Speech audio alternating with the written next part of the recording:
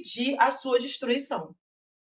Exatamente, a gente está aqui então para analisar as estratégias montadas pelo Irã diante dessa guerra que muito claramente há distorções em termos de força, né? Há uma diferença muito grande, professora Beatriz, como a senhora muito bem destacou, né? Além desse tudo ou nada atingindo as legislações internacionais, né? Assim como os Estados Unidos também fizeram, inclusive sem o aval do Congresso Nacional. Outra tática muito clara, já que há limitações bélicas, né? A quantidade de mísseis também é limitada, é agir dentro de questões econômicas, ou seja, deixar essa guerra muito cara, tão cara ao ponto de os Estados Unidos serem pressionados pelos países ao redor a recuar. Por isso, ataques a outros países, a refinarias de petróleo, o fechamento do Estreito de Hormuz, ou seja,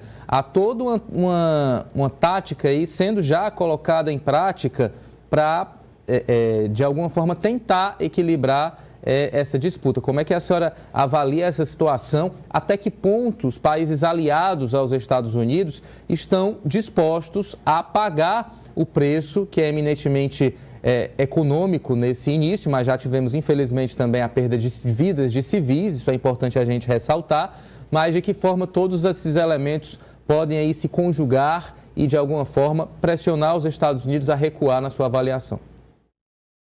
A relação entre esses países e os Estados Unidos vai mudar drasticamente em termos de confiabilidade, né? Porque esses países aceitaram ter bases americanas em seus territórios para ter segurança. E o que a gente percebe é que eles não estão nem um pouco protegidos pelos Estados Unidos. Os Estados Unidos têm protegido Israel, mas não têm protegido os outros países, né? Emirados Árabes, Catar, tem tido uma constância de ataque muito grande, e isso, para os Emirados Árabes, por exemplo, que se vendia como um dos países mais seguros do Oriente Médio, destrói uma imagem trabalhada durante muito. Então, eles não estão tendo a proteção devida dos Estados Unidos. Em termos econômicos, o baque é muito grande, porque o fechamento do Estreito de Hormuz sempre foi uma carta na manga do Irã. Sempre ameaçava isso, mas a gente acabava não tendo o fechamento efetivo. O fechamento foi feito, e para a gente ter uma ideia do impacto, o gás natural já subiu 33% na Europa. Houve um aumento muito forte e as bolsas europeias estão ficando nesse momento. O gás do Catar passa todo pelo Estreito de Hormuz. Alguns países são 100% dependentes do Estreito de Hormuz ali na região, e se o Estreito de Hormuz permanecer fechado, as economias desses países vão começar a sentir muito e podem até colapsar. E, além disso, as seguradoras de seguro desses petroleiros, eles romperam o contrato para refazer tamanha perda que está em passar na região. Então, a gente tem duas situações complicadas. Além da questão da passagem do gás natural ali fica inviabilizada, também a rota comercial é muito atrapalhada na região. Então, o que o Irã está fazendo? Já que o Irã não tem força suficiente, por mais que a gente não tenha noção real do poderio bélico do Irã, e está muito claro que ele é muito maior do que todas as projeções, o Irã vai para a estratégia de contra-atacar os países, criando uma situação de instabilidade econômica e política, o qual eles vão pressionar os Estados Unidos para uma finalização rápida dessa guerra. E os Estados Unidos, quando faz o primeiro ataque ao Irã, ele realmente acredita que aquele ataque seria suficiente para crime, porque a estratégia americana com a estratégia que os Estados Unidos utilizou na Venezuela, que deu errado também.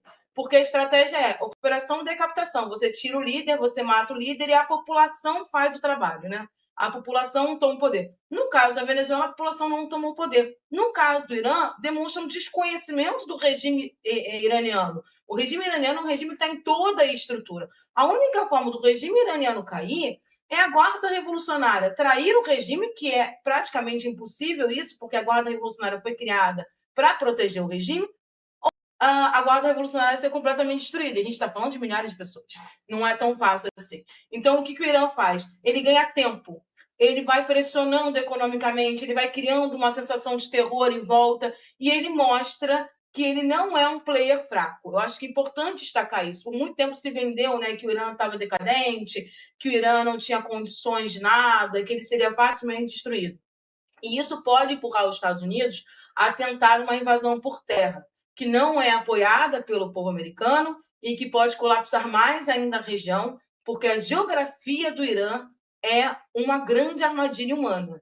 Então, a situação é complicada e a parte mais frágil desse conflito, que são os países ao redor, estão sentindo muito. E algumas coisas não vão ser recuperadas. Você até recupera economicamente a questão do petróleo e do gás natural, mas a imagem, por exemplo, né, da cidade de Dubai como uma cidade extremamente segura, um oásis no Oriente Médio, ela acabou.